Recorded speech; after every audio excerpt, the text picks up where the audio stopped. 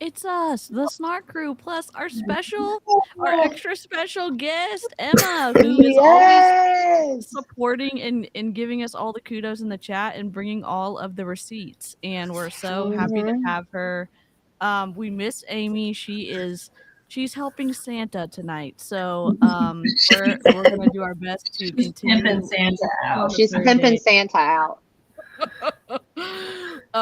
So yeah, I'm going to let the guest of honor go first. Live chat, you're incredible. I'm gonna pull the chat overlay over so y'all can see all the comments from all the channels populate on the video. And Emma, can you tell us a little bit about you and all whatever you want to say to everyone in the chat? Hey y'all, this is so fun to be on this side of things. I'm usually the hype crew behind the keyboard, so this is fun. Thanks for having me. I'm Emma Olson. I live in Minnesota. I'm a stay-at-home mom to two. I was in Beachbody for 3.5 years, and I left sorry, Cheryl. If you listen to our podcast, you know. I was a coach for 3.5 years, but I was within Beachbody for about 5.5. And so, yeah, I left officially fully this past May, and it's an interesting world outside of Beachbody. But Emily Favre was my upline, and then Emily Favre's upline is Ashlie Molstad, and so I'm excited to talk about this. I've had some personal experience with Ashlie, but I think that I'm too loud. I don't know if you could turn me down, but I did it a little bit, so we're gonna figure it out as we go. You're fine. cool. So yeah, I'm excited. I listened to all 3 of her podcasts, and this will be fun. So thanks for having me. Happy to have you. Cheryl, do you want to go next, or Jen, or whoever wants to go? You said Cheryl first. Okay. Oh, Well, my name is Cheryl Spears. Everyone on here may know me by now. If you do not, I am the host of the Call Cheryl Hun podcast, where I empower former MLM Huns to share their story and be unapologetic about it. Right?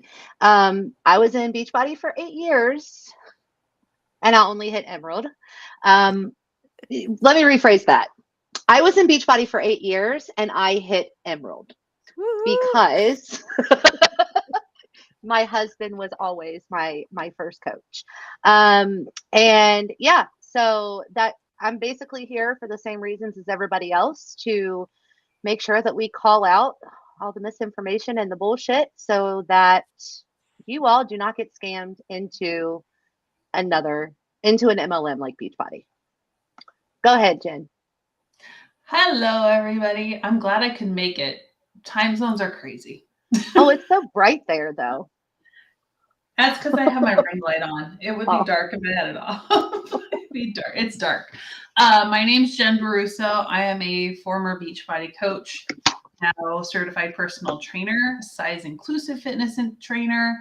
And I work with people to help them get out of the mindset that they were stuck in with Beachbody, the all or nothing. I have to kill myself in order for it to be a good workout and count. So we work through that. We ditch diet culture bullshit. And apparently I am angry and hurt because I share my story. Love it. yeah. All right, Amber. Hey everybody. You all you all know me. Was in Beachbody for 5 years. Got to diamond level as a coach, was almost at 2-star when it all fell out from behind me. My upline was I don't even think she still coaches anymore, at least not actively. She's kind of I guess, well, Ashlie really kind of followed in her first footsteps, I guess, with just not actively working the business yet still collecting a paycheck. But I see like a lot of kind of what like Emma's story, like me and Emma's story is so similar because we had kind of similar uplines and like similar teams, just in the way they kind of operated. So I'm really excited to have her here and just hear her perspective and for her to share her story and help us really to educate and to help give people all the info that they can decipher themselves so they can make an educated decision on either completely just avoiding joining Beachbody or another MLM, or just helping them to leave. I mean, today I got another message that someone canceled their body account. So it's little by little every day we're making a difference, everyone. So Yeah, and let me tell you the count that we're up to right now. Go ahead, BC, whatever you need to do. I'll just interrupt. No, definitely interrupt. We're really excited that all of people who are leaving who find all of our accounts are messaging us and telling us they got out, and hope that it's I hope that these videos help people realize they're not alone for it not working or it being toxic or the disordered things going on behind the scenes, that there's better, more informed scientific help out out of Beachbody, and hopefully trying to point you in the right direction of professionals. I'm at least not them.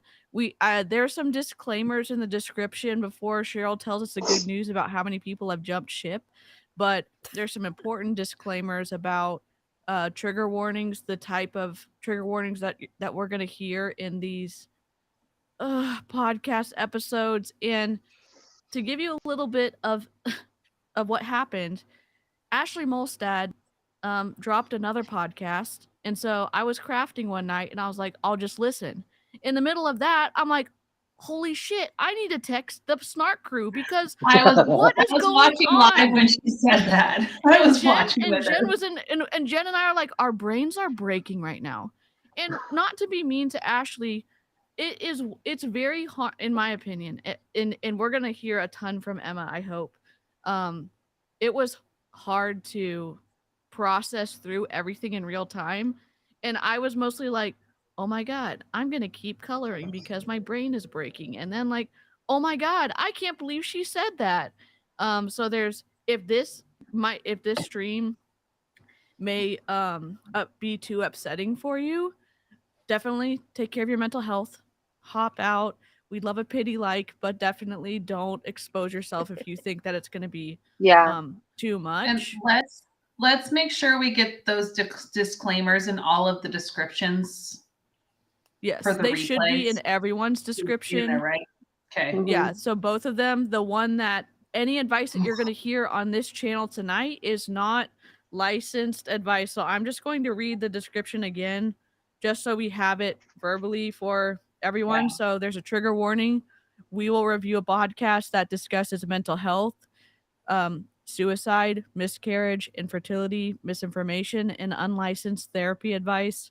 We're joined by Emma, and she's gonna help like go through some of this as well because she has gone through some of the things and she was able to say, oh, this is what I learned. But us saying like, here's information that combats what Ashlie is saying is not us saying that. It's for informational purposes only. It's not a substitute for professional clinical advice, diagnoses, or treatment. Never ignore professional clinical advice in seeking treatment because of something you have read or heard on social media. And I'm going to double check that all of these disclaimers are in everybody's streams, but it's in my stream. And I just wanted to verbally say that out loud so no one is going to be caught off guard. So, yes. And yet, Cheryl, can you tell us some good news before we dive into the deep end? So, this is from September to now because I have not included August because I have a separate highlight for that. But since September, we have helped 107 people leave Beachbody that have let us know, and that gives us 214 Success Club points. Amazing. Amazing. That's awesome. Yeah, if That's more if people anyone than I feels the helped the need to entire time. I was in Beachbody. Just so you know. We love it. Yeah. We love it. Cheryl's our double diamond superstar Beachbody Exeter person now. So she's in charge. She's at the top of the non-cult pyramid, I guess. So we love it. We love it. We love it. We love it. I'm gonna We pull up love the you in a audio non-cult files. way. Yeah, let me pull up Ashley's files. So I want to Where- say just briefly why I think that this is so important, because Ashley's a Beachbody coach, which we know. But also she did her own thing and became a life coach.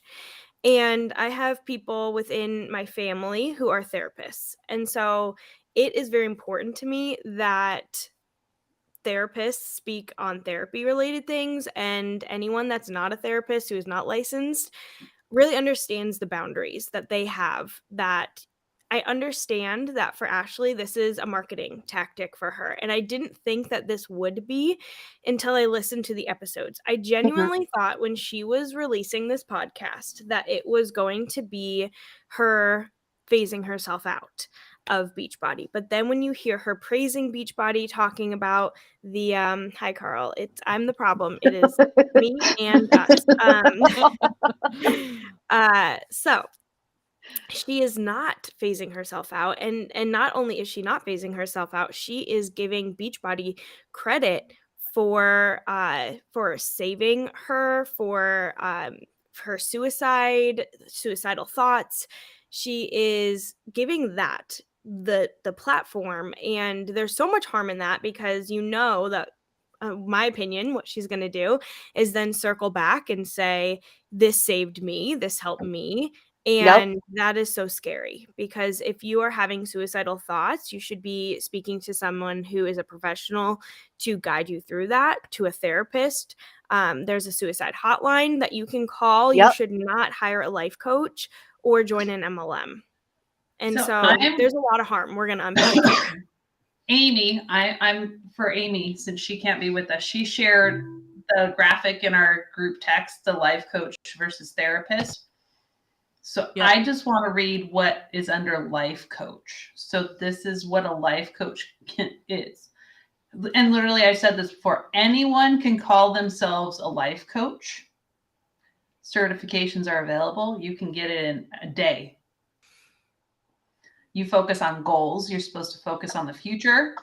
You have clear structure, short term, no insurance coverage. And the therapist must have an advanced degree and license to practice therapy. Focuses on mental health, rooted in past and present. So again, life coach focuses on the future, not the past. Okay. Yeah. That's all. Oh, Jesus. So yeah, And insurance covers therapy. They don't cover life coaches. Yeah. There. Open with. So we didn't. Well, it was just kind of a rough day, so we didn't do fun intros. But it's also, I know we're snarking. It's kind of we want to treat it with care as we talk about this, because one, there's lots of things that the podcast brings up, and it's one after the other, and it's a lot of hard things, and it's a lot of misinformation to wade through. I like watching things that are hard with other people, so that there's some, everybody can help each other float a little bit and say like, oh, this is my experience and here's this. And a lot of times the snark crew will say, here is some information from a scientific website, or from like, I don't know what I'm trying to say, but it's not just our opinions. We're also going to say, these are some websites that you can go to for resources to find credible people to talk to if you have insurance and you're able to do that. I have the audio right here. I'm just trying to pull it up. Okay, so the first episode is the title is WTF is insourcing. We're wondering the same thing. Term. Yeah. So well, okay, so before we start, even I think it's important too that we talk about this, because if it was a one-off episode where she was talking about rewiring her brain and that was something important to her, like with proper disclaimers and her referring back to like, I'm not a professional in this, I'm sharing my experience, fine. But the entire purpose of her podcast is to teach you how to rewire your thoughts. And you are not licensed for that. Not only is that not in the scope of practice, which is, life coach, whatever, you need to really understand how trauma works, how the brain works, and she's not. And so that's why I think that this is so important, because it's the whole podcast premise. So there's going to be week after week her overstepping the boundary, and that's so dangerous. And for the people that blindly follow her and don't listen to the truth, right? Like, I don't want to say it that way, but I used to be this person with Ashlie. Like, Ashlie wasn't even my coach, and I bought into her body positive badass course, right?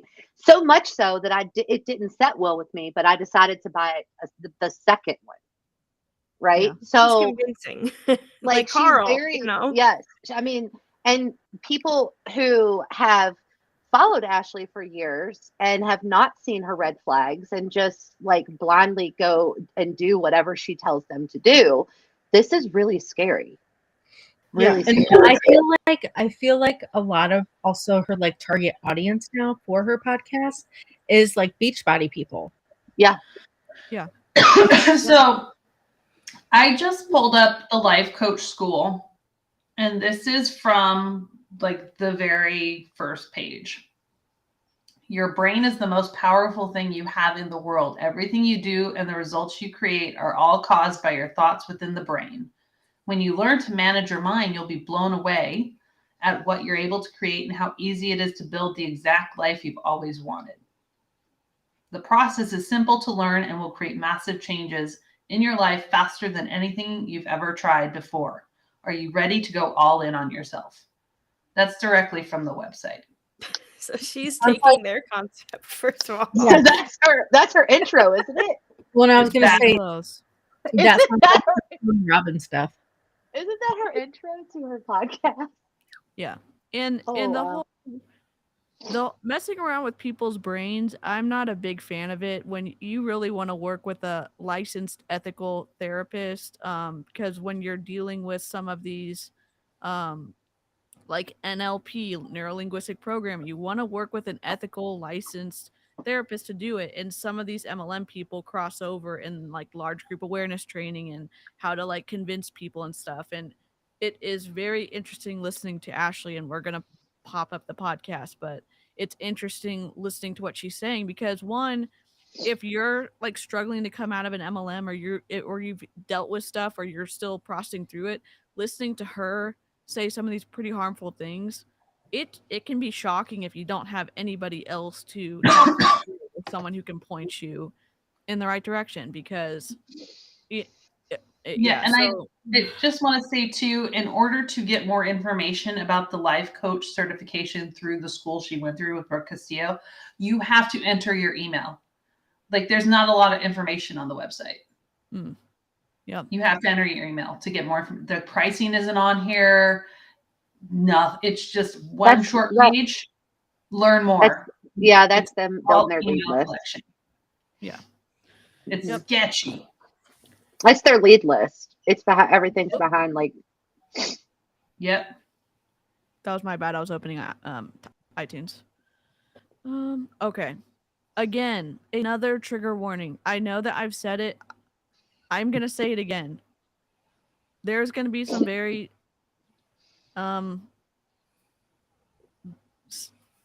shocking things that Ashley's gonna say, and I'm not overstating what I'm trying to say. If you have any sensitivity or triggers relating to trauma, please make a wise decision for yourself. Because it was not a good surprise when I was listening to it, because I didn't think it was going to be this kind of podcast, especially when there's no trigger warnings in the podcast itself. I knew that there was going to be language in it.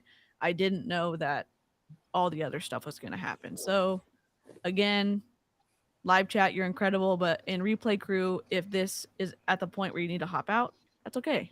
Take care of yourself. That's the whole point. Okay, let me see if y'all can hear.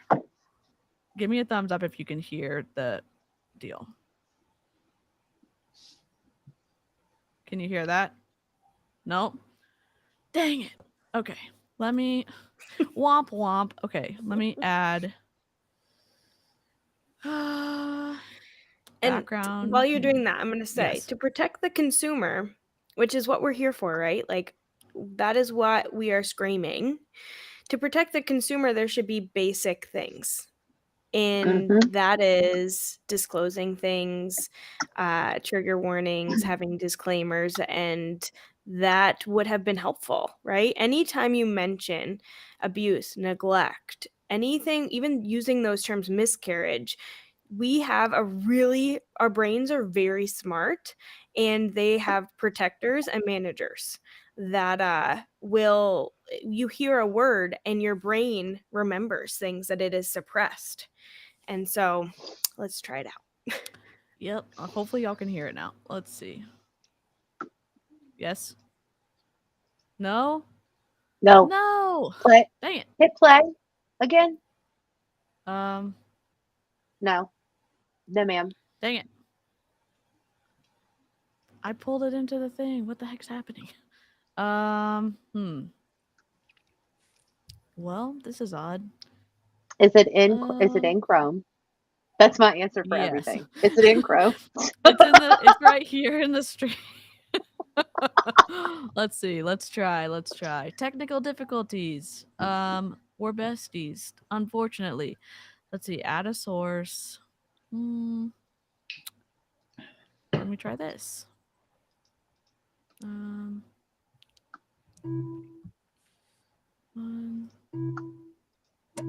Okay, this should be on the desktop. Well, while now. we're doing this, this YouTube video, y'all. If you haven't yet, these girls, I will tell you, I'm in a group chat with them. I'm very fortunate, and they do so much behind the scenes. Like, it is wild. So go give them a like. I know that that's somebody said that I was addicted to likes. I swear this is not why. Hey, I don't appreciate like mine. I don't care. I don't use my YouTube channel. But these people definitely deserve it. Oh, Go like Emma's too. No, I don't care about any of that, really. Send it to Carl.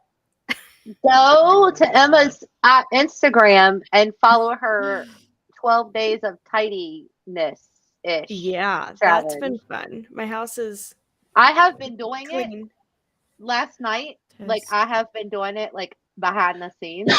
Last night I was in the shower and I was like, what is the one thing that's driving me crazy in this bathroom? And I was like, the shower. We got a scrub mama. Oh, I love it's those. Like a scrub daddy. And but a little softer. She's a little softer. It's a little softer. She's a little softer. But I just went to town on, you could clean your shower while you're in the shower. Like, why is it so hard for me to do it? I don't know. I struggle with the same thing. But I came out and it was bright white. I was so excited. I was like, yeah, Emma would be proud. So proud. All right. I'm so glad you guys have been tidying because honestly, 20 minutes. Yeah. What's the one thing that drives you crazy? That's what I say when I look at something.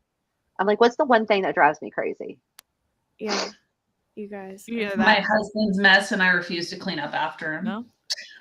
Okay, well, now I have no scrubs stuck in my. Now I have no scrubs stuck in my head. Can we sing on here? Whoops. All right. Yeah. Should we read the manuscript like I do on the legal streams? Oh my god. But could you use Spotify? Would Spotify work better? Is it iTunes? Yeah, Spotify would work. I'm just trying not to give her more streams. Quit eking. Oh, I get it. Yeah. Yep. Yeah. Well, I mean, streams isn't really going to do her any good if she's got a 2.4 rating on Spotify. Yeah. Just saying. I could do an Ashlie impression. I'll go get some food and chew. Oh my god, please don't. Okay, let's see. We're not picking. We're not picking. Hey, it's SNARKMAS. Dang it.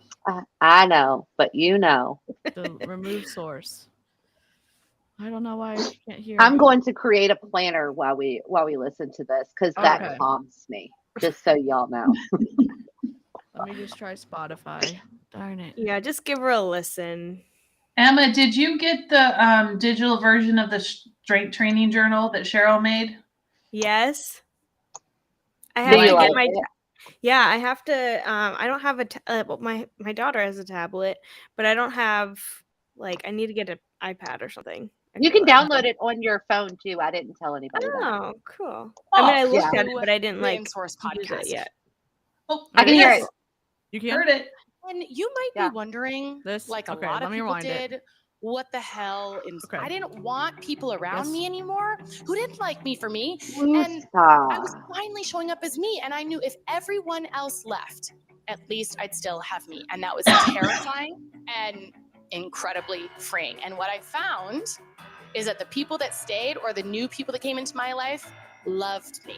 And I also loved me. I no longer needed the world to like and approve of me. I just needed to like and approve of me. I learned that there is no better expert out there on what I want and need than me. And that is the power of insourcing.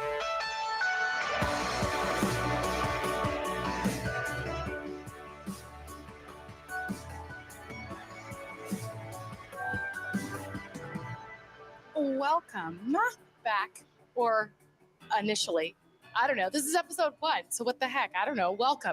Just welcome, guys, to the InSource podcast.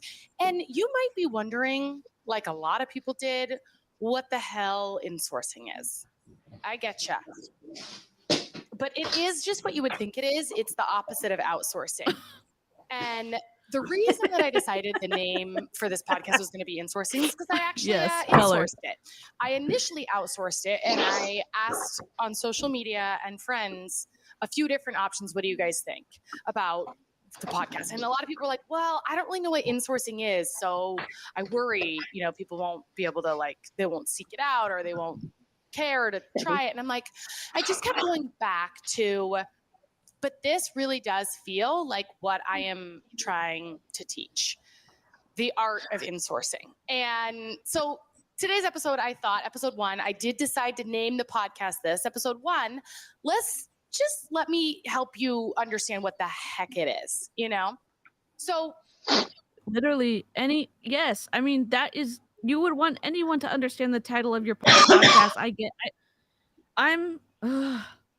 I'm not trying to be overly mean. And I know she's trying to start a conversation to lead it in. The fact that she is doing this and she's sharing her own take on the therapy she's received, and then she's saying that's insourcing, that makes me a little bit Okay, let's squirrely. cut the bullshit. The name is terrible. The name is absolutely terrible. And it's so bad. Okay, it sounds like a recruiting company. It's so bad. It is a business term. It has nothing to do with what she is. Yeah, it's a business thing. And with that being said, on the, I think, 2nd or 3rd episode, she doesn't even call it the right name. She's like, welcome back to insourcing. Actually, your podcast isn't called insourcing, it's called insource, but it's okay. It's like you being like, hi, welcome back to Call Cheryl Honey. It's like, no, it's called Cheryl Hun. No. So. Yep. I caught that too. Can we also just say real quick, and so since Emma's going to be spicy, I'm going to be spicy. Yeah, she said that she was like, if nobody else is going to like me, then I'm going to go ahead and like me. Have we ever doubted that Ashlie likes herself? Not once. Well, literally on her social media, have you ever doubted that Ashlie likes herself? She's really good at hiding if she likes herself or not. Right. I think she puts on a good face for sure. Yeah.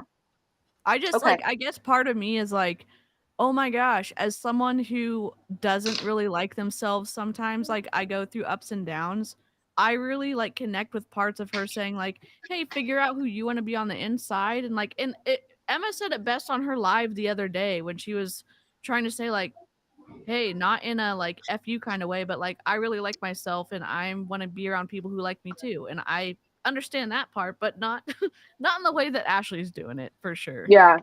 Ugh.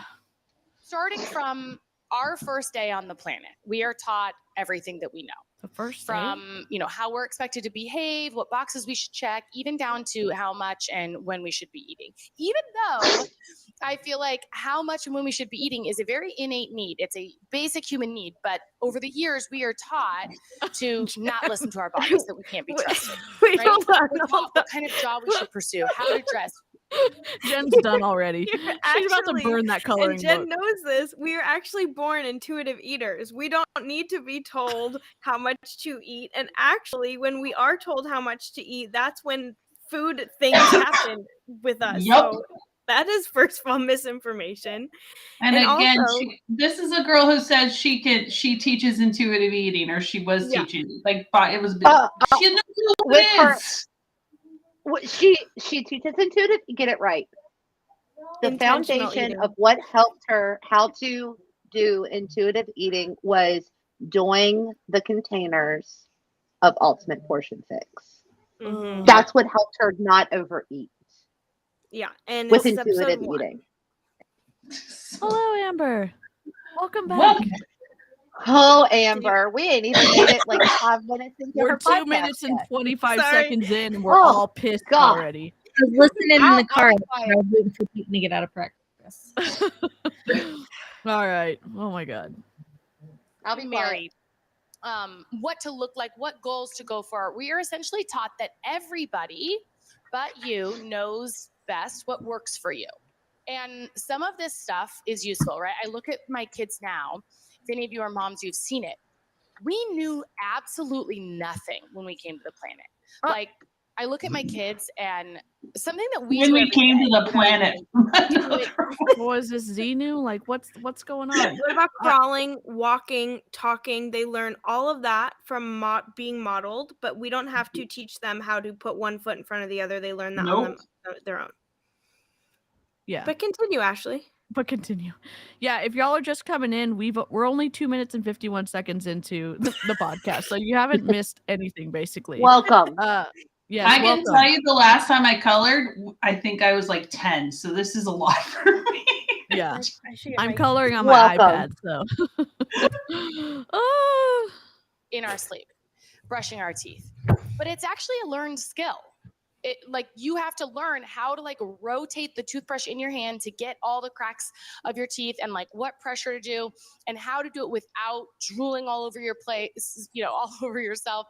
And then that you're supposed to spit it out and rinse with water, and that you do this a couple times a day. And it's a whole thing. Are you supposed to rinse And after you brush we your take that all for granted, but that never is mind. how we've essentially learned everything Nicole, in life. yes. Like, we didn't know anything, and that is why there are so many different belief systems and different walks Yes. of life and way to be and think and whatever, because of everyone else's upbringing and what they were exposed to. If it was not based on our thinking, if our thoughts weren't the most important thing, we would all believe the same, right? We would all be the same political party, we would dress the same, we would like the same people, like it would just all be the same, and it's not.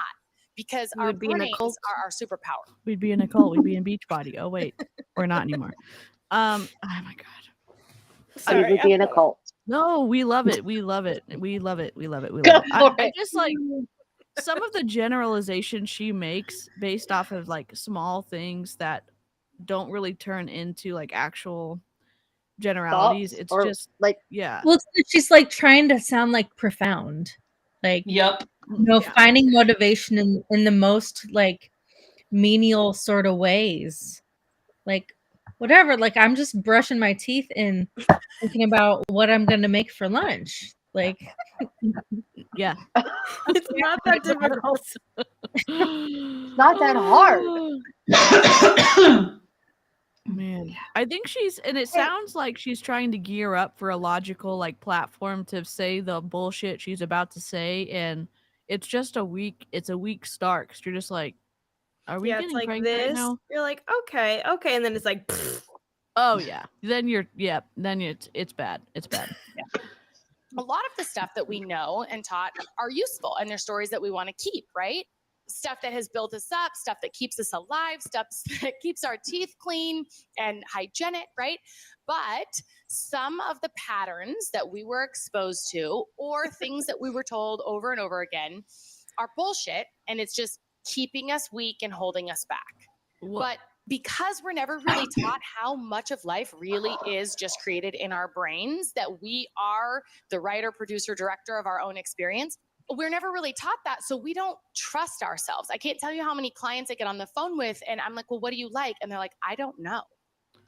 What clients? Is she talking about Beachbody, or does she have actual people who pay her money? No, I think to she's tell them talking. stuff? I think this is her trying to convince herself that she is the has main clients. that she's the main character of her own life, and Well, it's not she translating. ended that contract with whatever company she was with. I'm pretty sure it was with her uncles. Total nepotism, probably. This is my opinion, happening there. But it's like she has no clients. She is so full of crap. None. Yeah. She was charging people. It was like $200. It was $145, $200 an hour. What? To speak with her, and it is. I'm undercharging. Yeah, it is. Yes, you are. And the therapy is usually less than that. So. What? Yeah. I guess like I keep getting shocked, but I'm like I still am shocked by Well, Ashlie Molstad every day. Oh, well, I mean, God. when you sign up and you ask for coaching through the life coaching school, you can apply. It's like $297. Oh my God. Wow. Checked Again. in with me to see what even my hobbies are. And then they start judging themselves for not having hobbies because, of course, society says you should have hobbies, right? It's like all this looking out and looking sideways and comparing yourself to what the person next to you is doing and what your mom might say and what your in-laws are going to think and all of that.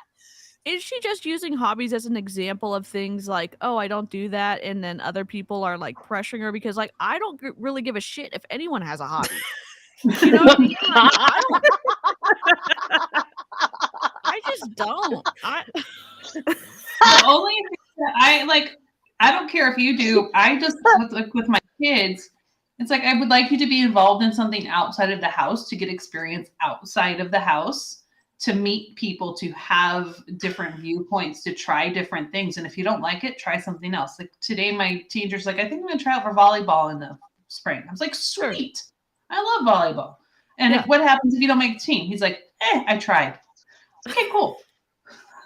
Yeah, I think those are cool. I think like being involved in like a group or an organization and being able to get skills and stuff like that is great.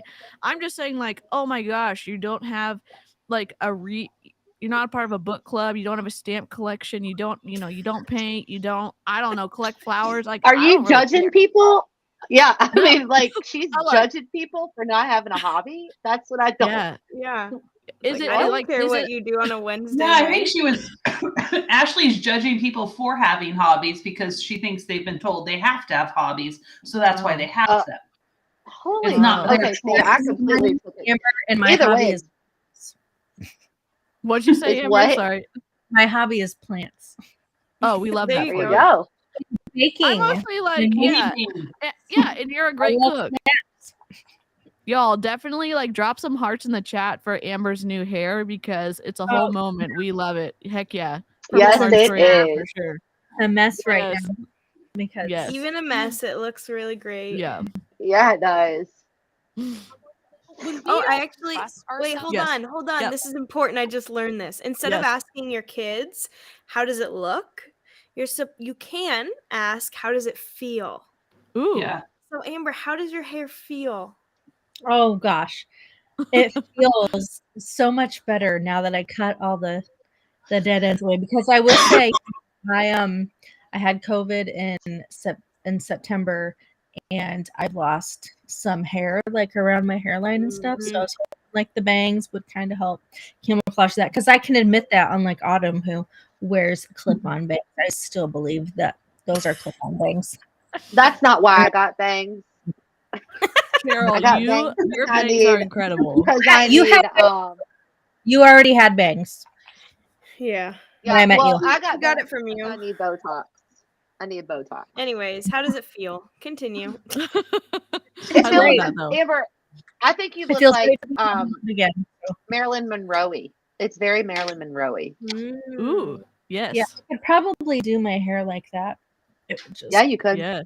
like pin it and stuff. I do have red Mhm. lipstick on, so maybe on next live I'll do my hair and Heck yeah. Make stuff. Thank you, Love it. Nicole. Know what we want, like, dream for, and desire, we stay small.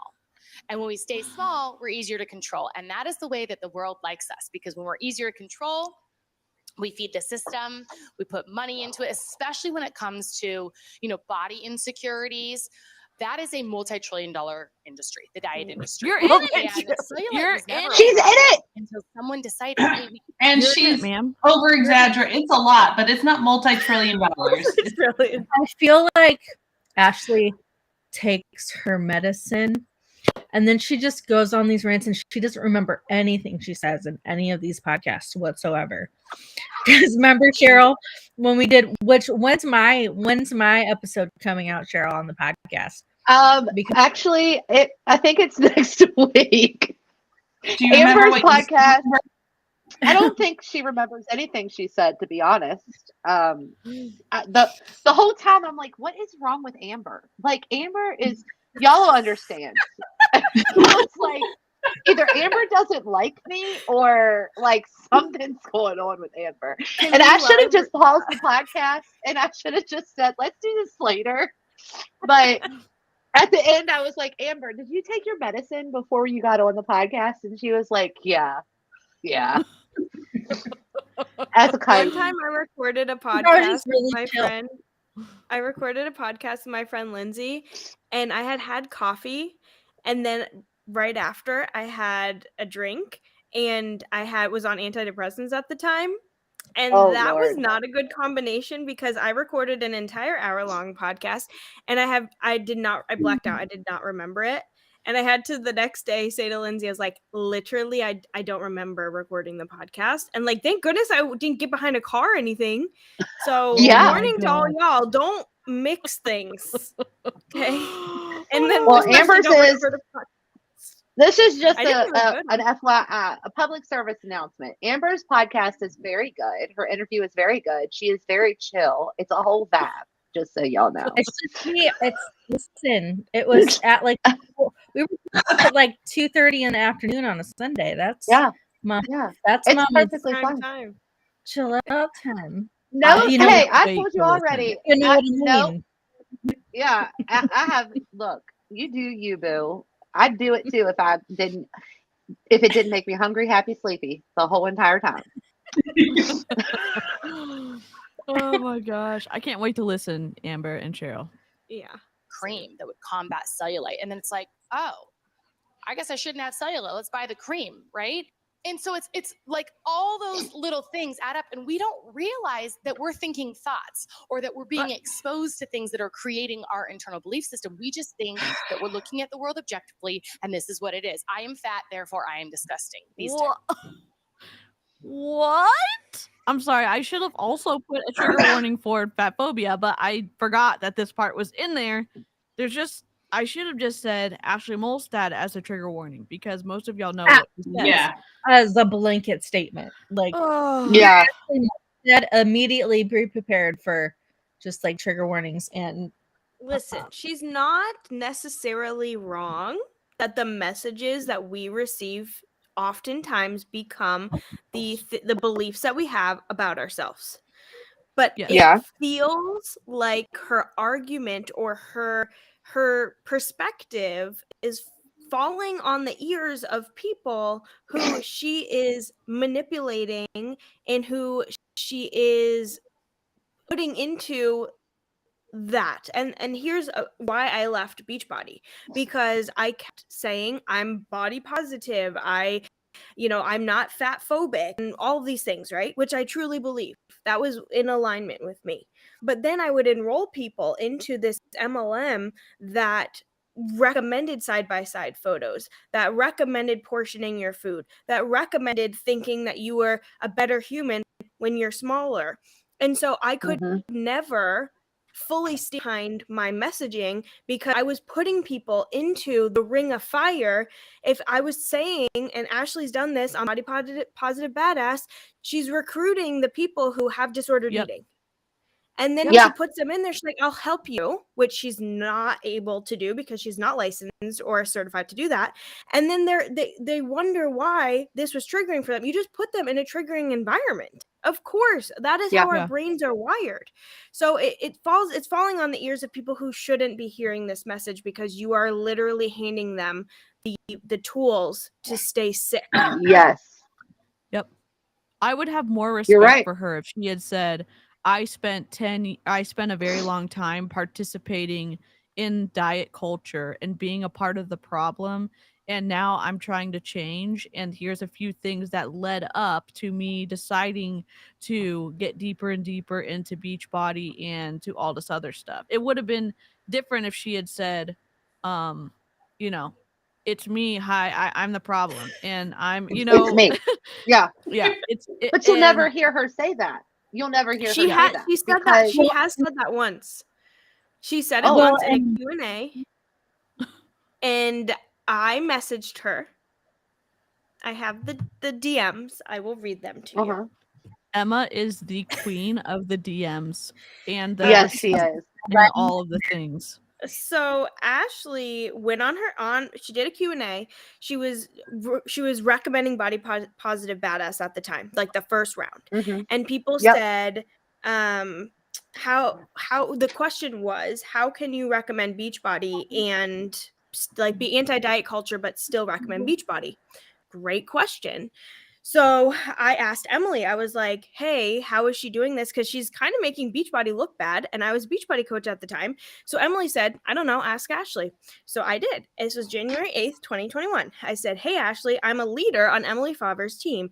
And a few of my personally sponsored coaches had reached out a bit concerned after hearing your view on the morals of Beachbody's marketing and tools. They are unsure how to navigate recommending Beachbody for their own businesses and still consider themselves anti-diet.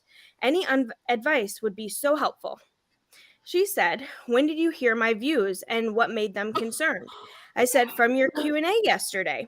It was concerning because by saying you don't align with Beachbody because you're anti-diet and are taking the route of intuitive eating, it makes others believe Beachbody is diet focused. Many of our coaches and clients look up to you, and it's confusing for us to now get questions from our teams and clients wondering if what they are recommending is harmful and restrictive. She saw the message and And blocked never me. responded. What? Hey, How Ashley, did if she you're do watching that? this, I thought you didn't block anybody. Oh yeah, So I said, she's Emily, yeah. I sent a screenshot and she was like, I don't know what to tell you. I don't know what she's doing, but she's making us all look bad. And that's when they had a falling out. So I asked her, and I was pissed at the time because I had multiple coaches who were like, people are looking up to her. I have clients who are watching her who are saying Beachbody is in diet culture because it is. So then she doubled down on it and then retracted her statement because her paycheck went down, is my opinion. Of course. Yeah. well, and that's the thing. She's so like wishy-washy. Like, earlier this year she was all very anti-Beachbody. She like slammed them on that podcast with Colleen. Like, Yep. absolutely trashed them. And then she like chilled out for a little bit, and then she just like dove right back in after she went to Summit, and she was all fired up again to get For back 2 going. weeks. Yeah. Right. I mean, For did 2 she ever weeks. really?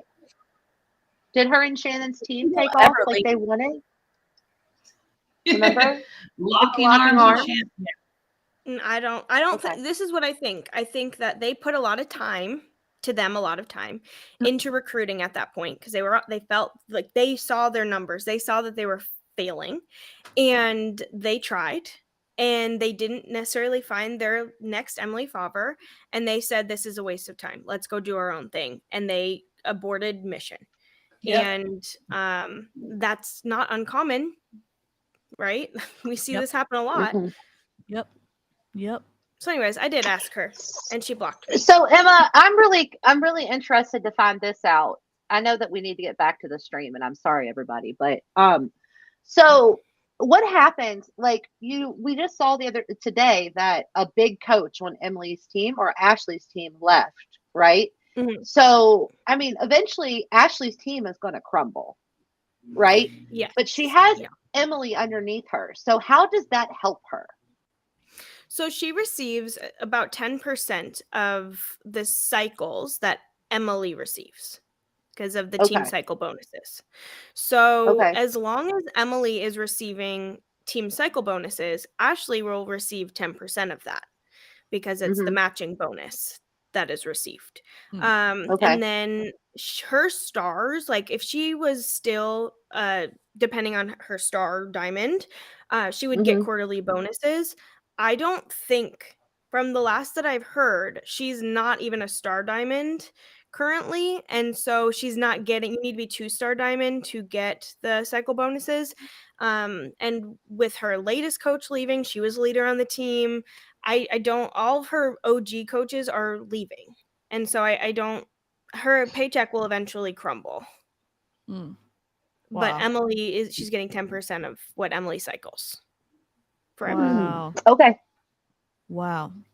That sucks, Thoughts, man. right? So the world likes us to be small and easier to control.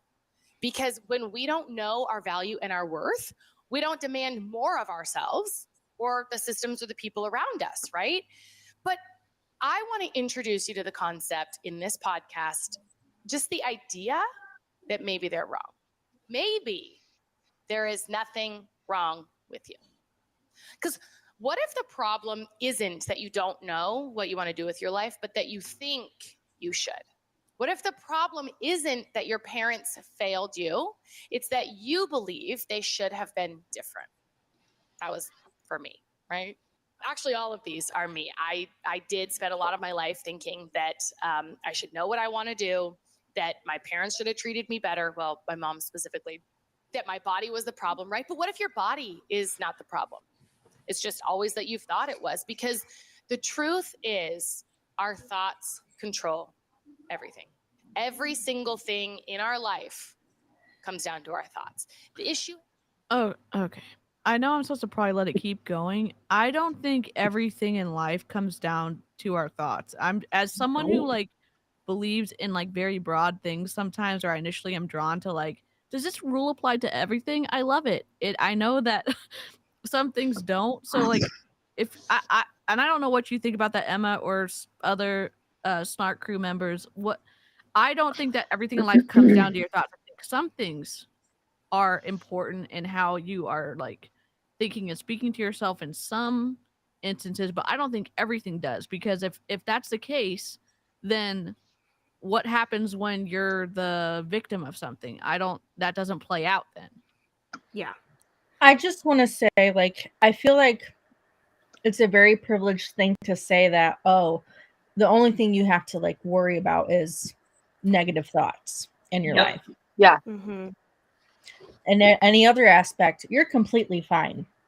Ashlie just Yeah. bought a brand like $2 million home, and very privileged. So like it, for me to say, oh, if I just speak better about myself, you know, when my life is fairly cushiony at the moment, then that's a privileged thing to say. And I can't apply that to somebody else who lives in low income housing, who doesn't have a car to get them to a job where they can make money, you know, doesn't have Yeah. money to buy food on their table. So like they could tell all those same things that I say to myself to themselves, and it still wouldn't make a difference, because it's not She's just about also able-bodied.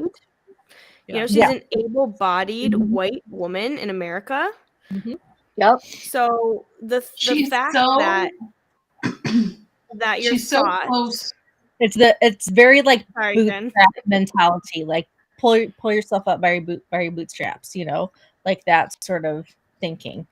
It's just the Yep. toxic positivity is She just keeps mentioning the systems. It's like, you were so close. Say the patriarchy, say white supremacy, say capitalism. Those systems do affect people negatively. Not necessarily upper class, skinny white women, but it does affect people, and they're Yeah. a problem, and they're broken. Like, And she's what I've like learned in this close. therapy is something to me could feel very large and important. And that same thing could feel very small to DC or to Cheryl or to Amber or to Jen. Yeah. But that doesn't mean just because their perception of what I'm going through might seem small, to me it's big. And so that means it matters and it holds weight.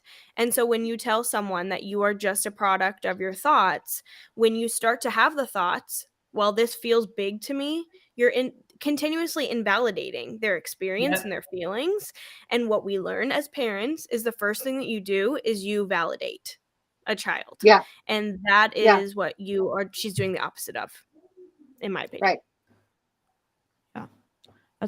That's a super good way to put it. Never been any of the things that have happened to us, right? The weather, when you're like, oh, I had a bad day because it rained the whole time. Okay. No, it rained. That's a thing. The abuse. And this one, there are some like what most Okay, people hold on the on, planet pause, would agree are. Pause. Before we get into this, first of all, weather.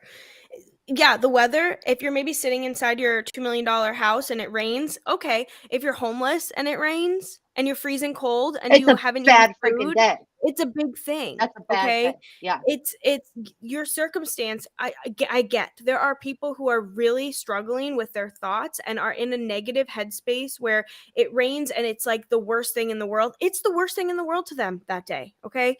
And so for her to then equate the weather and it being a minor inconvenience to abuse, which is what we're going to hear, is so hurtful and harmful. It's really sad because I fear for the people who are listening to this, who are going through something really very real, and they are going to feel the effects of this. Yeah. If you're the major trigger warning right now, because it is, Melissa's right, it's going to start going downhill now. So if you in any way, shape, or form cannot handle discussions about trauma, suicide, abuse, don't listen. Buckle up. Yep. Horrific things, really negative. Most of us would agree, yes, this is bad. And abuse falls into that category, right?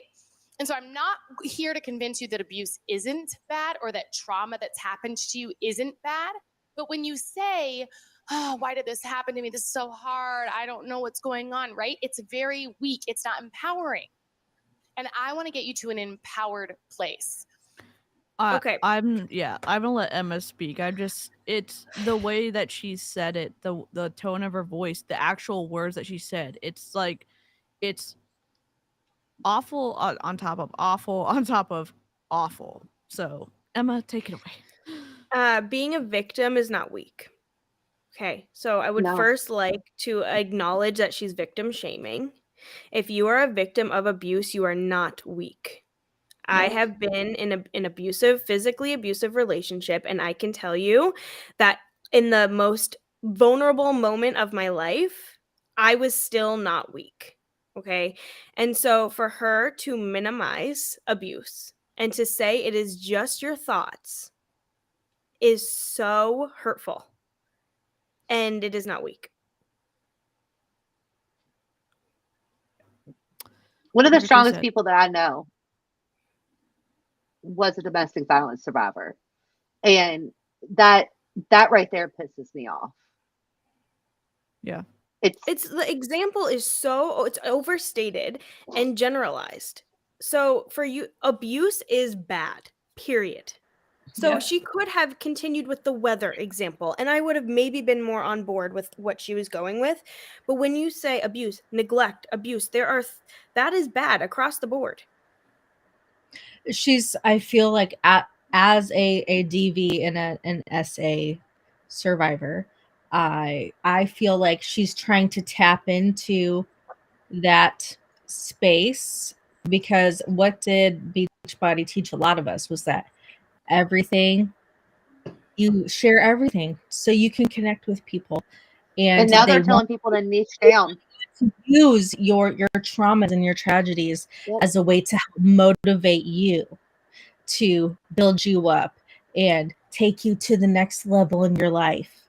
Because that's I mean, that's kind of the messaging that I was getting when I was a Beachbody coach and doing all these life coaching sort of like listening to like the webinars and stuff and paying for the trainings, and a lot of it was like victim blamey, victim shamey, and like, are you going to continue to be a victim? Are you going to get over it? Again, with the pull yourself up by your bootstrap mentality. It's just it's gross.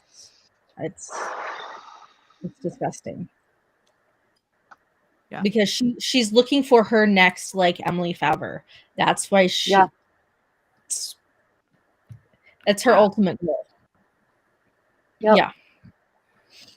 I'm just like, it's hard to wrap my mind around the lack of like the standard of care for her audience and the lack of awareness. But again, I don't know how unaware she is, because we've seen people like Emma try to speak up, and all of y'all in the Snark crew have tried to speak up. You all get blocked, and they read it and they block it, and so it's like, I'm still like, it's still hard to.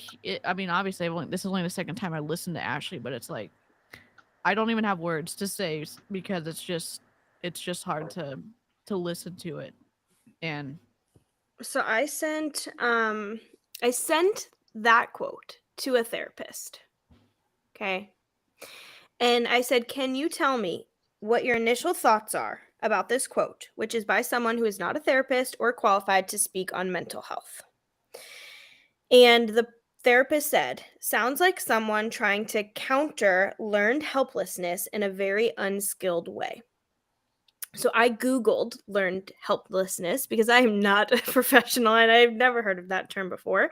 So learned helplessness is a condition in which a person suffers from a sense of powerlessness arising from a traumatic event or persistent failure to succeed. It is thought to be one of the underlying causes of depression.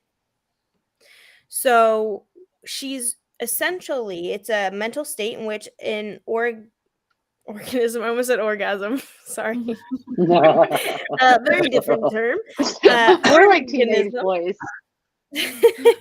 forced to bear adversive stimuli or stimuli that are painful or otherwise unpleasant, becomes unable or unwilling to avoid subsequent encounters with those stimuli, even if they are escapable, presumably. So essentially, it's like intrusive thoughts. Like, how many of us have gone through postpartum and you're literally walking down the stairs with your child and you're like, what if I fell down the stairs and landed on the child and hurt them? Those thoughts come in. Those thoughts come in without me choosing them, right? And there are people on medication because their brain has an imbalance that have intrusive thoughts. And so it's not as black and white as you just think different things. Yeah. Yep. I'm And for someone who has never been able to go to therapy, like, if you look up to Ashlie and you hear her saying this stuff and you're like, and you have had some of the similar things she's talking about, and Ashley's in that kind of authority position in your mind of like, she's saying all the things, that can put that person in a really dangerous spot, because like it or not, we have lots of points of contention with Ashlie, but some people still really like her, so she still has a pretty large audience. So I don't know, it's just Me, I had a lot of trauma growing up, as most of us do, and trauma is sort of a trigger word for some people, and they think, no, I had a wonderful childhood. If you have negative self-talk at all, you have childhood trauma. If you are a human walking this planet, you have childhood trauma. And I'm not talking, it doesn't have to be physical abuse, it doesn't have to be abuse of any kind. And again, as I'm not trying to point this about me, I'm saying as someone who struggles with their mental health and I have some negative self-talk, y'all kind of are aware of that. When I stream, sometimes I'm in a better place than not. Hearing that, it's like, oh my God, what do you mean? But I know that that's not always the case, what she's saying. But if someone, I don't know, I'm having a hard time articulating it because she's so upsetting. Yeah. Ugh. 70% of people have childhood trauma. I looked it up, found research. 70% of people have childhood trauma. So for her to say every person who has negative self-talk, again, overgeneralization, has childhood trauma. You might be a person who had an exceptional childhood. Your parents checked all the Right. boxes, and then you had a traumatic experience happen in college when you were 21, 22. And then you have negative self-talk after that. So it's again an unskilled person who is not educated in this space, spreading misinformation, overgeneralizing, and it can cause harm. Because another thing that can happen is if you're like, "Oh, I have negative self-talk. I have that. What did my parents do? What Yep. happened in my childhood?" You start to point the finger at your parents. Yep. Yep. And they may not have done anything in terms of the trauma that Ashley's claiming had happened. They might not have been responsible for any of that. So it's just it's dangerous to again be spewing this without any qualifications, or I don't know. I just And who she's one of the most successful people I know. And she gave the story about how her dad used to brag to his friends about what a good soccer player she was. And it made her feel like she has to achieve in order to get love. Now, when you're little, you're not consciously aware of this, but that is what her brain decided, right? It's exposed to a thought. I do something, I perform well, I get affection from my parents. Oh, I love affection. That feels good. Let me continue performing well. And if this thought goes unchecked, it spirals out of control. And then you become worthless until you have achievements. That is trauma, right? So no, it's never been. it's praise versus encouragement. So there's a whole, you can Google this and learn about this, but it's like telling your child good job, good job, good job, good job. And that's praise. And then encouragement is they're stacking blocks. And instead of when they get the block, you say, you stacked on top of the other block. Look how tall your tower is. Your tower is getting so tall. A prince could live in that castle with like that's encouragement. And so what she's saying is that that's trauma, which some people might perceive that as traumatic. Fine. But what she's saying is that's traumatic or trauma, when really what she's talking about is praise versus encouragement. And it could be a secure attachment thing where that's completely different as well, or can be different too. And that's the thing. It's such a case-by-case basis that when she overgeneralizes, she doesn't know. It's misinforming the consumer. Yep. Any of those things that have happened to you, the weather, the abuse, the trauma, the passed over promotion, the shitty boss you had, the miscarriage, the divorce, all of those things are all just circumstances. And circumstances are things that we can every human on the planet would be able to agree to, right? We could prove it in a court of law. And I'm Googling what a circumstance is. I don't know if she's already said it. I kind of like glazed over a little bit because it's just, man, it's wild listening to this again. She's about to say something about a neutral circumstance, and she's about to say, Yeah. We pick up new things every time we re-listen. Yeah. So a circumstance is a fact or condition connected with or relevant to an event or action. Okay, continue. Okay. I don't know. That's why I know abuse isn't. It is a circumstance. It is a neutral circumstance. And when I first heard this, I thought that's crazy. That's Who not said right. that? Who told her that? Like when you first heard it from who? Cite your source, first of all. Literally, Who freaking said that? I'm Googling that. Abuse is a neutral circumstance. Like, where is she getting this shit from? I don't. She's like, when I first heard that, who told you that? Your therapist, life coach, like my current circumstances, I don't understand where the fuck. TM said the neutral circumstance bit is from a life school podcast. It is. Oh my god. Episode 187 from the life school. Yeah. Neutrality of circumstances. It says the main idea behind this practice is that life presents us with neutral circumstances and we choose to interpret them positively or negatively, which creates a full range of human experience. On the first session in this series, we're taking a deep dive into the neutrality of circumstances and why anything that happens in this world is neither inherently good or bad. I explain why you must develop the skill of being able to interpret any situation that comes up and the immense benefits that it can expect as a result. No. Wow. Oh my god. She really isn't coming up So- with any material. No, Wow. she's legit Rachel Hollis. Like, None of she's it. Rachel Hollis. She's a Rachel Oh Hollis my wannabe. god. What Oh, original there's a- thought that cute little head hurts. You can read the episode transcript. Oh boy. Wow. We write that Dang. podcast down. Yeah. Wow. Oh my god. And the reason that it's important that you know this is because I want you to see how truly powerful your brain is. And because there are people out there abusing others in the world, not every single human on the planet could agree that abuse is bad, right?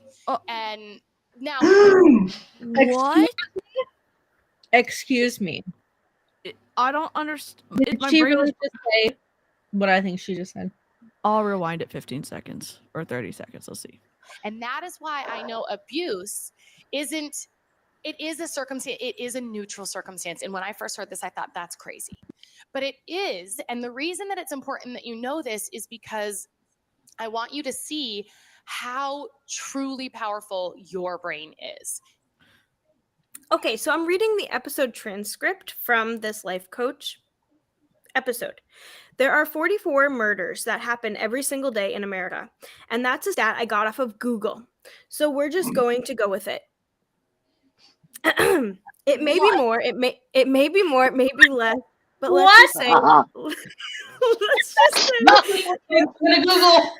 What? At least you said Google it. It's got to be true. I'm Googling it. 44 God. murders happen. Now, most of us are not horrified every single day about the 44 murders. In fact, most of us are not thinking about the 44 murders every single day. So most of us would say that the murders that happen in the day we're pretty neutral about.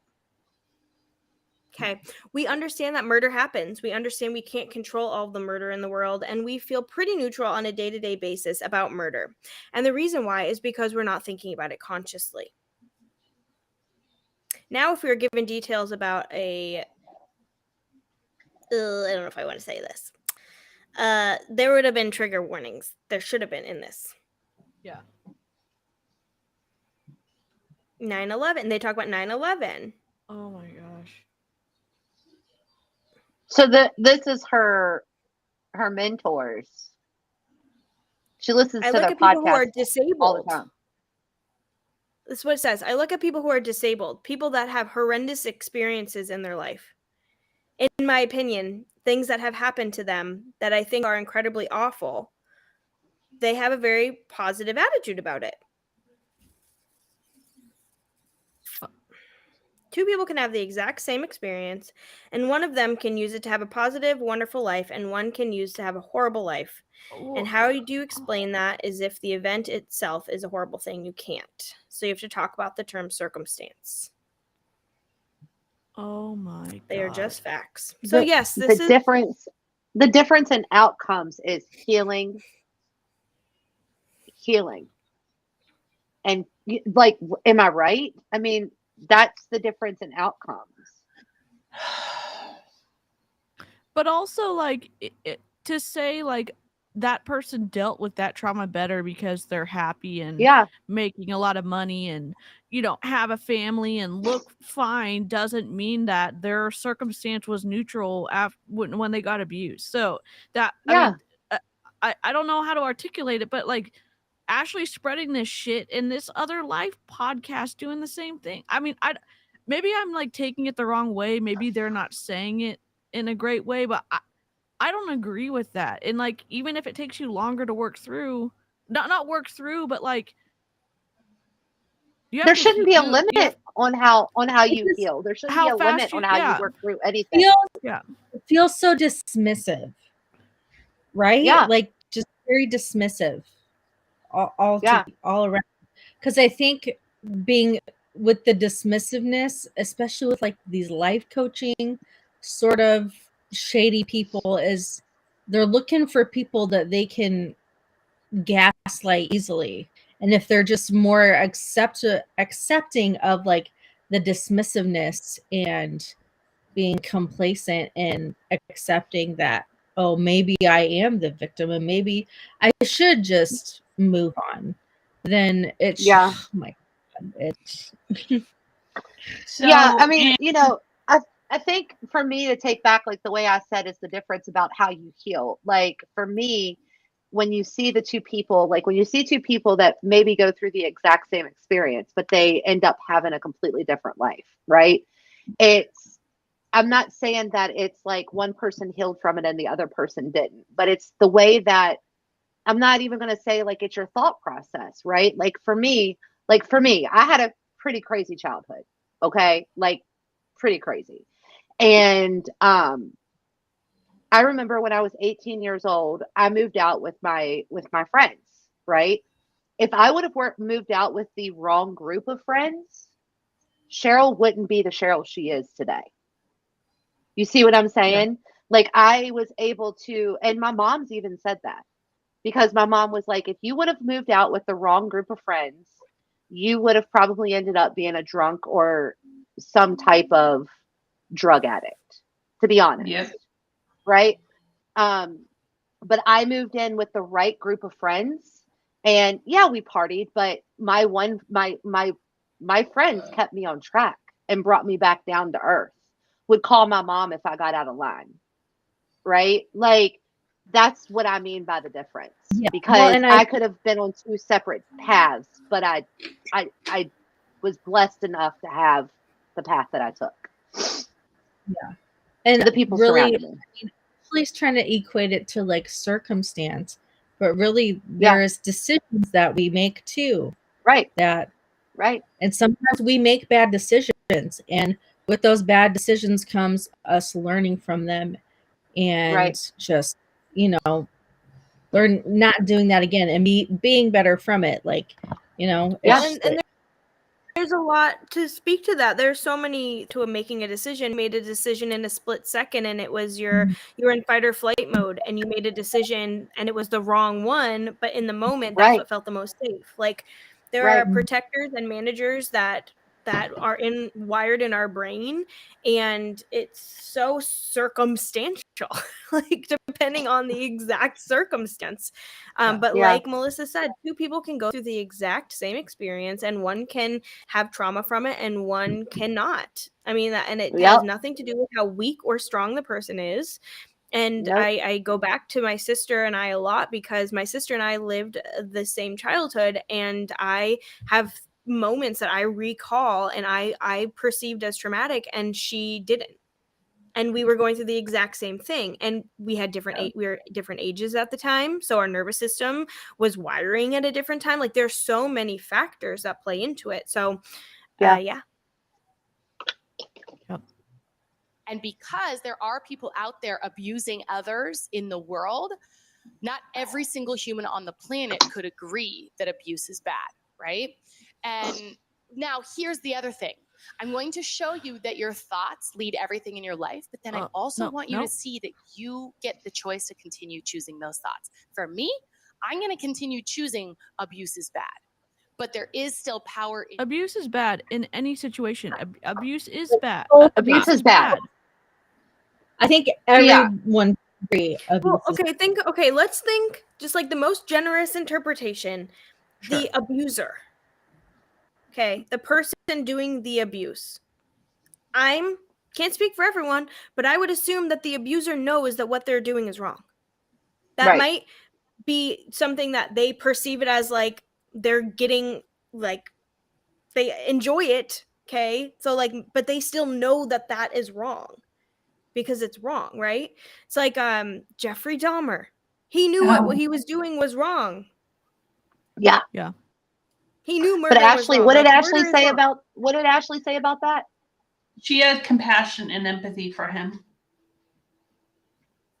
I mean, again, I'm not trying to be We don't have to go there. compassionate. We don't have to. I'm just saying, like, We ain't going there, but that's what working- she said. working with one of my clients that I work with, they're in the mental health field, and the more and more that longer I've worked with them, the more complex being a victim is. I say victim of a crime, but also when you're also there is more information that leads up, like we talked about circumstances for earlier. I'm losing my like words because I'm very nervous, but like Don't be nervous. You're doing great. Sweet. there is really harsh, horrible things in some of these backstories for some of these people that society says are awful, and and that doesn't take away from how awful what their actions were.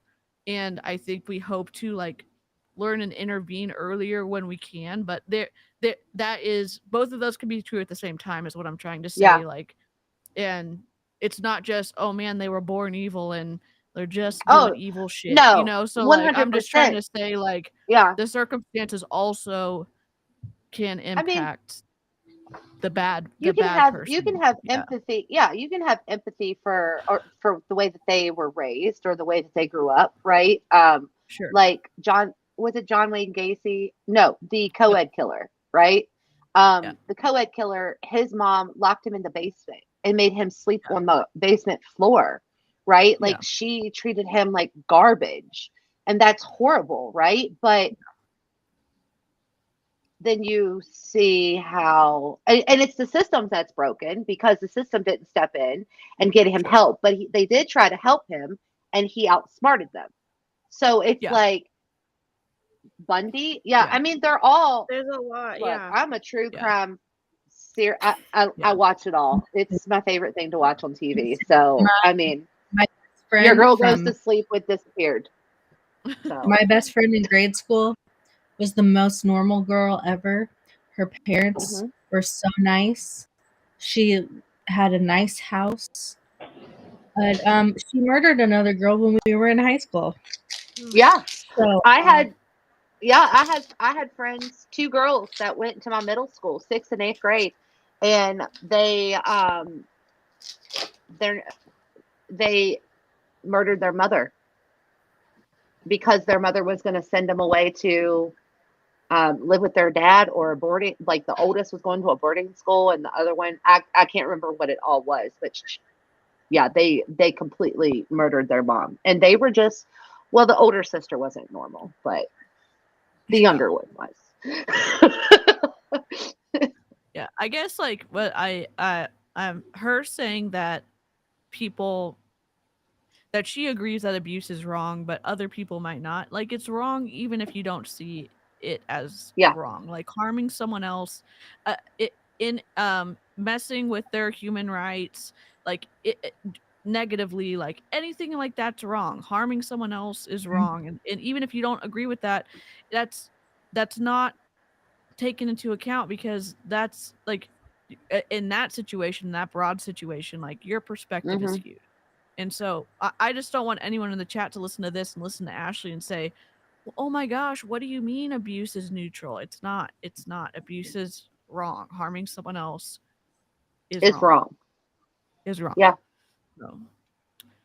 Knowing that is my choice, not something I was forced to think and believe, right? Because then you're more empowered. You can make more of those decisions when you start becoming one with your own internal knowing and questioning some of your thoughts and getting, really clear on, instead of this is this, I'm thinking this is this.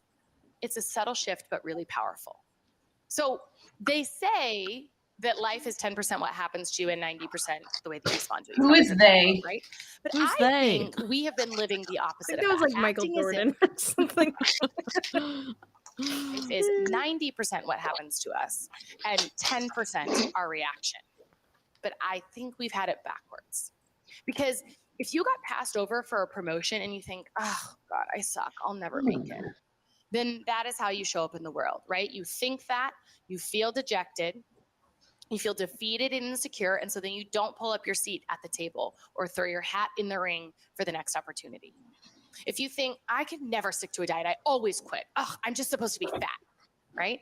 Then She just at the very beginning of the podcast was talking about the negative impact of the diet industry on the world and people. And then she's using an example about using it as how the mindset makes you ruin your diet. I mean, it's just, God dang it. And this is why I think Ashlie does not remember anything she says in these podcast episodes. None of it. It's just whoop. Melissa just quoted Glennon Doyle, Becoming One with Your Own Internal Knowing. Today in her stories, Ashlie shared her favorite personal development book, Untamed by Glennon Doyle. Yeah. Shocked. Man. Okay. Learn to not show up for you. You learn that you can't do things you set your mind to, that you can't do hard things. You think that you are the problem. Glennon Doyle. And then the next time that you set a goal in your life, whether it's physical or anything, and then it gets the least bit hard, you're going to quit because, quote unquote, that's just what you do, right? It's so much more complicated than that. And again, it's so much more complicated when you're talking about body image or even eating or giving your body like nutrients. Or training for a marathon. Yeah. Dang. Ashlie. Okay, so this I'm going to read about your belief system because I think that this is important. Everyone has a belief system that drives their behavior. To be successful, we should understand the major beliefs that influence our work. If we believe that equity markets are efficient for blah, blah, that's stupid. Our beliefs are not always at the forefront of our subconscious. That is what makes them challenging. We are perplexed when asked outright about our beliefs operating system. It is always running in the background like Windows on a PC, but we don't actively acknowledge it. So the reason I think this is important is because you might have these conscious thoughts, but there are a lot of subconscious thoughts that you cannot rewire on your own in this capacity. And I can tell you, I've been going through something called Psyche, which is a treatment that helps to rewire your subconscious mind. And I've been doing that with a therapist. And so the point is, what I'm trying to say is that there are actual therapies that you can go through. There's EMDR. There are actual therapeutic things. And Ashlie talked about that on her stories today, EMDR. But sometimes your subconscious is protecting and managing, and you have stress responses that are happening. So yeah, it's very easy to say your conscious mind, but there are other things happening. Percent of the time, if we are feeling unsatisfied or unfulfilled in our life, it is because of the thoughts that we are thinking. And I want to be clear, this doesn't mean that you will never feel uncomfortable thoughts again, because sometimes what we need to feel and what we would choose to feel is pain, grief, anger, sadness, right? This podcast and insourcing is not about feeling just only positive and happy and fun feeling emotions all the time. It's about feeling all of it, the whole human experience, and understanding that you're not doing anything wrong when you're going through the hard stuff, right? But a lot of times we are stuck feeling hard stuff because of the thoughts that we're thinking that are totally optional, that we wouldn't be thinking if we were consciously aware of them, right? Like one of the things that I used to think, one of my stories used to be basically that I was a piece of shit and I made the world worse being in it. That's not something I want to continue believing. That does not serve me. And this shows up in so many ways where it does serve me now, where I can look and be like, is this true? Or is this a story I'm telling myself? And do I want to continue believing this story? Right? I spent the first 34-ish years of my life believing that the most important parts of my life were the opinions that other people had of it. I dreamed that I would have a job people would approve of, maybe be envious of. I spent all of my life looking for a mate that would choose me, right? I was just like constantly seeking someone that said, you are worthy of being loved. I hustled for my worthiness, thinking that my success is what made me lovable and likable and Is she reading from a script for this podcast? Yes. Okay. Impressive. I spent almost every night in high school and college watching Sports Center so I could be a guy's girl. And I'm not saying I didn't enjoy Sports Center, but I didn't do it because I enjoyed Sports Center. I did it because I thought it would make me cool. I bought the house that we could barely afford because I thought it would impress my friends. I hid my depression because I was afraid of what people would think. I was ashamed. Okay, I'm sorry. I can't get over the fact I knew she sounded very like that she just had a very long stream of thought the first time I listened to this. So she had a script and nobody like looked over it and said like this is pretty problematic, or she didn't let anyone read it. Ashley I didn't doesn't let ask. anybody read it. Yeah, she doesn't. She just In does my shit. opinion, she doesn't ask permission. And uh, Yeah, no, And- she's got nobody proofreading that or anything. And her editor isn't gonna tell her no because she's paying him. yeah. Yeah, I mean the sound people I've worked with in the industry, they're not unless you tell them to take things out, they're just looking for sound quality and Yep.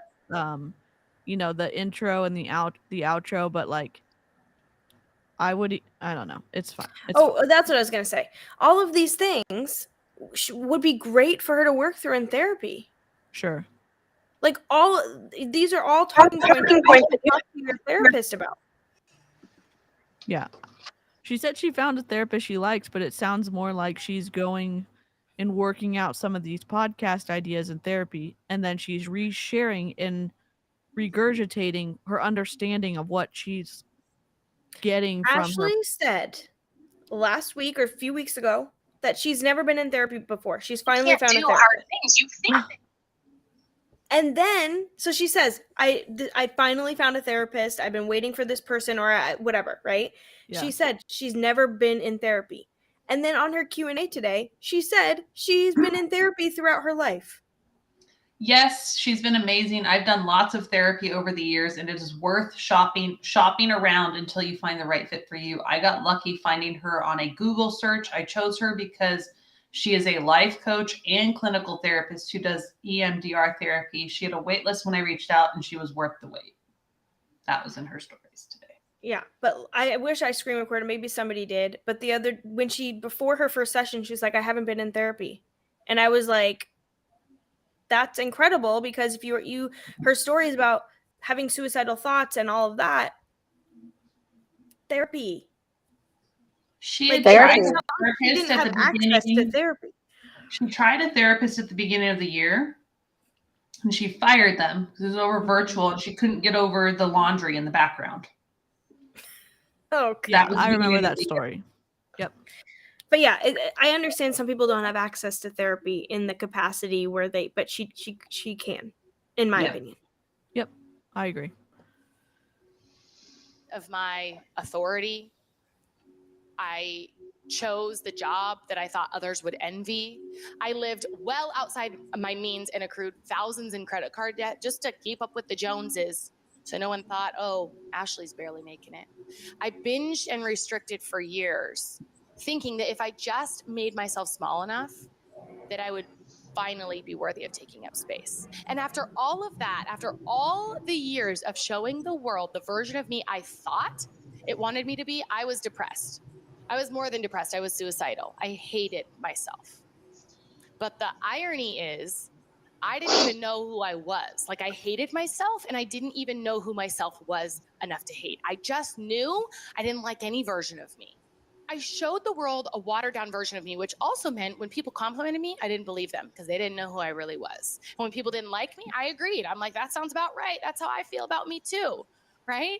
I didn't know me because I was so concerned what other people thought of me that that's the person that I was. I only knew the version of me that the world had sort of trained me was right. I didn't know what I liked. I didn't know what my hobbies were. I didn't know where I wanted to go with my life. I mean, it was freaking scary when I would say, and I'm just going to say this. I'm not saying like, oh my gosh, Ashley, I don't like what you wear, or I don't like how you speak, like how you say words, or, you know, your home decor choices.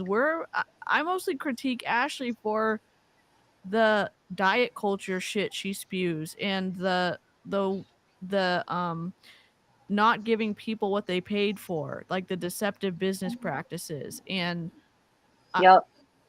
it's not about like her preferences on the inside, it's how she's behaving in some situations. So, and again, there's some situations where you need to stop your behavior even if you're not fully like fixed in terms of there's some regulation that needs to happen. Like if you're harming people, stopping is really important, and it doesn't mean like you need to figure out who you are first before you can say like, oh, I am gonna stop stealing money from people, or I am going to stop.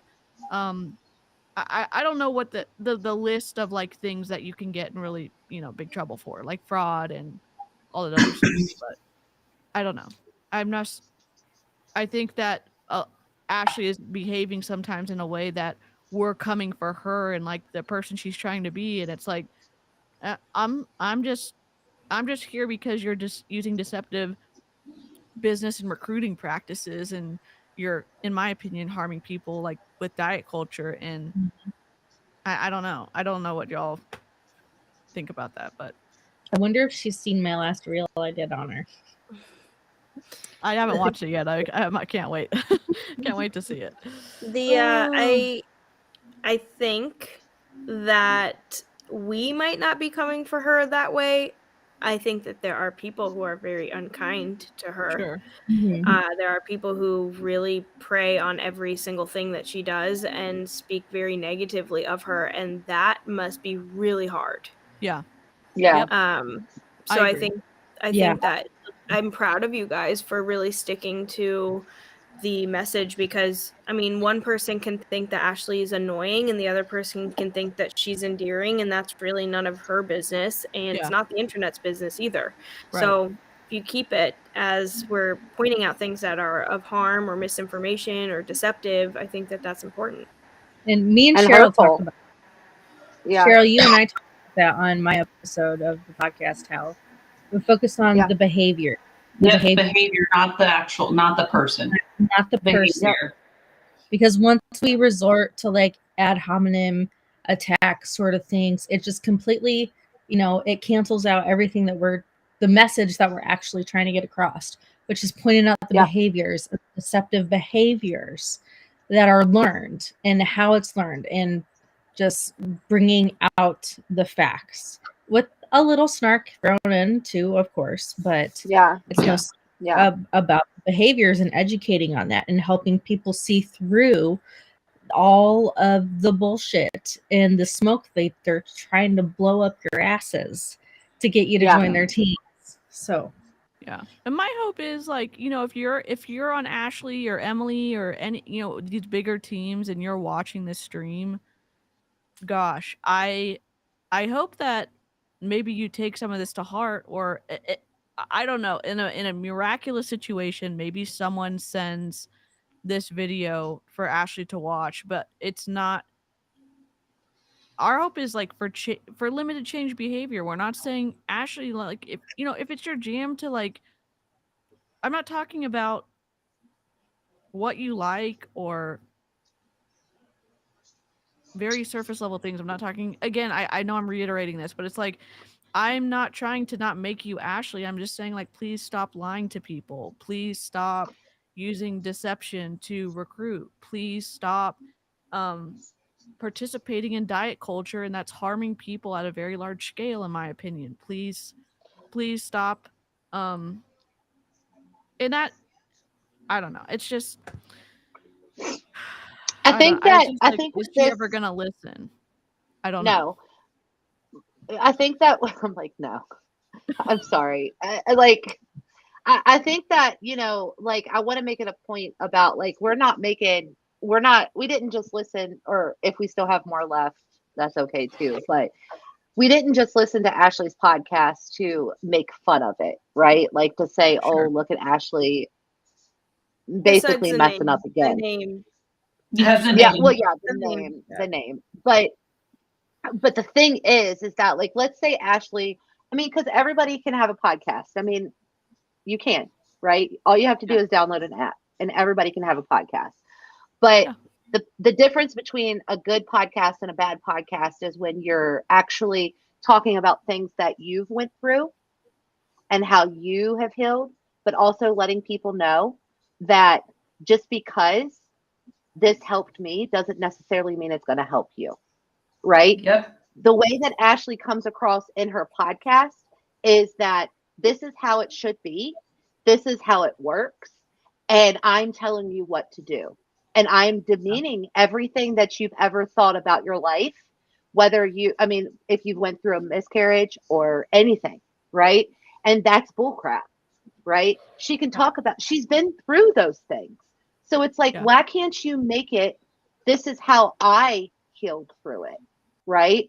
Like, and then say in the same instance, I mean, where's the trigger warnings? Where's the please go seek professional help if you're really going through these things? That's the problem. This is hurtful to people. Yeah. Yep. I agree.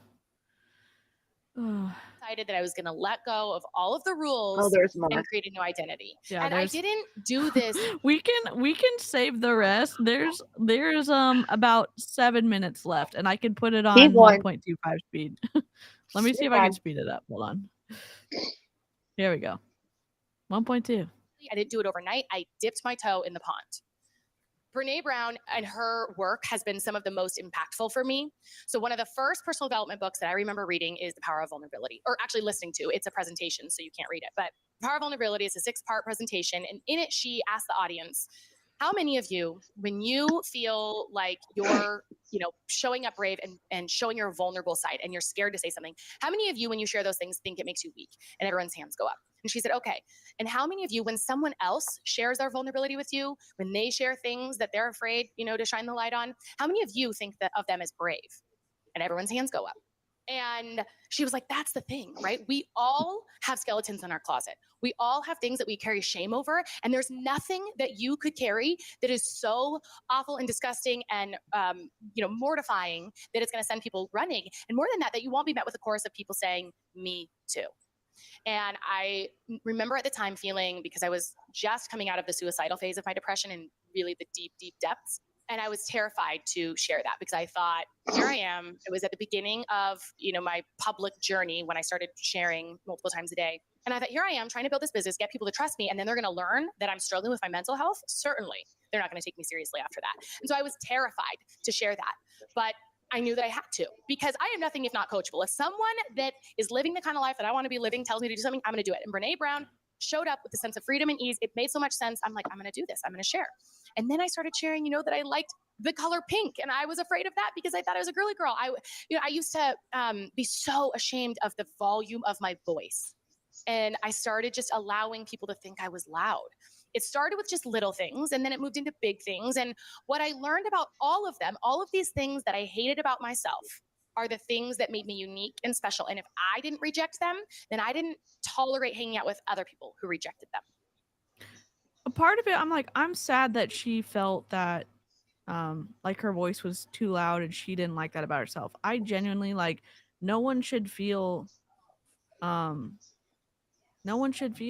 like parts of who they are inherently grading on everyone and that you hate that about yourself. I feel a sense of compassion towards her, and I'm glad that she, in some ways, started to just be herself and get people to like those parts. Because, I'm not here to say oh my gosh, I can't stand Ashlie. I hope she doesn't have any friends. That's not the case. Again, it's a limited little sliver of please stop harming people. Please stop sharing information that's wrong and hurtful. And I'm glad she's worked through some of this stuff that she's talking about, but she's mixing it in with some of these other bigger things that's holy shit. Well, here, what Jen stated at the beginning of this was that a life coach, the boundary that they are allowed, there's no regulatory board, but allowed to speak in, is in the tense of future. So future tense. A therapist, past tense. So what Ashlie is doing is sharing her experience. She's a platform to do that. She's allowed to do that. Okay. The problem that I run into when listening to this is she continues to bring the tense to the past, where a life coach should be saying to you, there's a place in this world for life coaches, right? Like, they're Sure. great. Okay. So what she could be doing is talking about how, okay, let's talk about how we're going to move forward with your goals, right? Like, let's talk about how we're going to take your current life, formulate goals, and we're going to move forward to that. But what she's doing, and fine, she's setting up the podcast, she's setting up the vibe fun. But if you listen to the future, why I wanted to talk about this is because I'm going to talk to you about like your childhood and help you to rewire the foundation. That is a therapist job, not a life coach job. Yep. That's a very good thing to keep reiterating here is, and again, if you're watching this in the future, replay crew, you're incredible. That again, life coach, stuff in the future, therapist, stuff in the past. And that's a good, like, at least it's a good filter to say, oh my gosh, I have a little bit of like squirrely feelings about like, should we be talking about this? That's a good like litmus test, at least, to get on the right track. So Well, and Amy said, because Amy went through a life coach school, and what she said was that what they learned in life coach school was that if you are speaking with someone and they're talking about something that was out of your scope of practice, that they would refer them. They would say, like, you should be working with a therapist on this, but what I can do is this. Yeah. With you. Mhm. Have that very, very clear boundary. So what I would ask of Ashlie is, if you in the future are going to put disclaimers and things, I would hope that you would have someone to refer people out to if they come to you and they say, hey, I was really triggered in your episode and I'm realizing that I have childhood trauma that I haven't worked through. I hope that she has resources to send to people that she is not compensated for. I think that's important. It doesn't turn into another code that she sends out for a therapist, then she's getting a kickback for it, because that is really icky. Yep. Agree. Yeah. These things that I thought made me never good enough made me exactly enough. And of course, not for everyone, right? There are still people who, when I decided to show up, I lost a ton of people, but I lost the right people, because people that didn't like me, that didn't appreciate me, they opted out. And that was good for me. I didn't want people around me anymore who didn't like me for me. And I was finally showing up as me. And I knew if everyone else left, at least I'd still have me. And that was terrifying. And at the same time, incredibly freeing. And what I found is that the people that stayed, or the new people that came into my life, loved me. And I also loved me. I no longer needed the world to like and approve of me. I just needed to like and approve of me. And so I got busy exploring my desires and dreams and my wants and my no ways, my oh hell yeah, and my fuck no, man. I learned that there is no better expert out there on what I want and need than me. And that is the power of insourcing. The definition of insourcing is to use one's own personnel or resources to accomplish a task that was previously outsourced. We have outsourced so much of our lives, in a our business, thoughts, in our a dreams, business, our choices. In a business is a business. Oh my god. Oh my gosh. Do you think that's a good place to stop since with the definition for tonight? Yeah. Or oh, y'all, I don't even know what to say. Amber, how are those? Holy, they look delicious. You like my cheese pie? Yeah, Heck yeah. I'm They very look envious. so good. I would love a segment, Amber, of you reacting to, well, I guess you're blocked from Autumn, but you could download it and do side by side of Autumn's, like, I don't know, her Shakeology stuff, and you just like cooking a full delicious dessert. You know, I would love that. I would. Mhm. I will absolutely do that, because I've thought of doing that before. Like, I have so many recipes from my mother-in-law's like recipe, like family recipes that have been passed down for decades. Oh crap, decades and decades. I have to pick some, and a lot of it is like baked goods. Heck yeah. And I really succeed at like baked good things. But yeah, That's Yep. incredible. Mm. it's all the good snacks.